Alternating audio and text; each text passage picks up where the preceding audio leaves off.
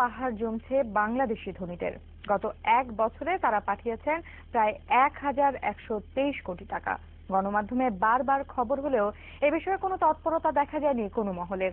অর্থ প্রতিমন্ত্রী জানালেন, এবার বিষয়টি খতিয়ে দেখবে সরকার।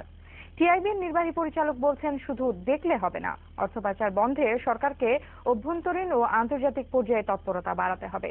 রিপোর্ট শেহাদ সিন্ধুর। বিপুল অর্থ গোপনে গচ্ছিত রাখতে বিশ্বের অনেক ধনী মানুষই বেছে নেয় সুইজারল্যান্ডের ব্যাংকগুলোকে। বাংলাদেশিরাও আছে সেই তালিকায়। গত বছরের তুলনায় ১১০০ কোটি টাকা বেড়েছে সুইস ব্যাংকে বাংলাদেশিদের আমানতের পরিমাণ, যা প্রায় ৪,৫০০ কোটি টাকা।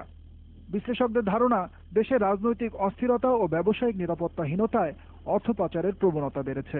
বিদেশে টাকা রাখলে, বিশেষ করে সুইস ব্যাংকে রাখলে যে রিটার্ন পাওয়া যাবে সেটা কিন্তু কোনো ভালো রিটার্ন নয়। কাজে তারা টাকাটা রাখছে not because of return, it's of safe haven. অর্থাৎ আমি যদি কোনো কারণে রাজনৈতিকভাবে একটা ডিফিকাল্ট সিচুয়েশনে পড়ে যাই, তাহলে পরে আমি এই টাকাটা আমাকে উদ্ধার করবে।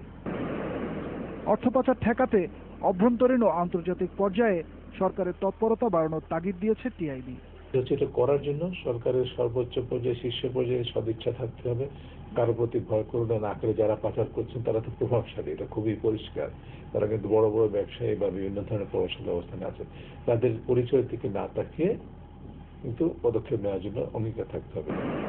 অর্থ প্রতিমন্ত্রী জানালেন, নজরদারি বাড়ানোর পাশাপাশি টাকা গচ্ছিত রাখার সুযোগ রয়েছে এমন দেশগুলোকে আর্থিক খাতের শিথিলতা কমানোর অনুরোধও করবে সরকার। বিশ্বের যে অন্যান্য রাষ্ট্র আছে তারা মানি লন্ডারিং এর সম্বন্ধে একটা চুক্তি করেছে, কারণ মানি লন্ডারিং তারা দেখে ওই জঙ্গি দৃষ্টিভঙ্গি থেকে।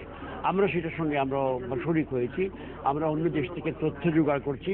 তবে এখানে একটা অসুবিধা, অনেকগুলা দেশ, উন্নত দেশ বলা হয় যাদেরকে, এরা কিন্তু নিজেরাই আবার এইসব অর্থের পাচার করা অর্থের আশ্রয় দেয়।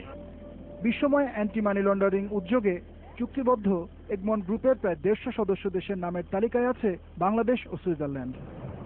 শেহাদ সিন্ধু, যমুনা।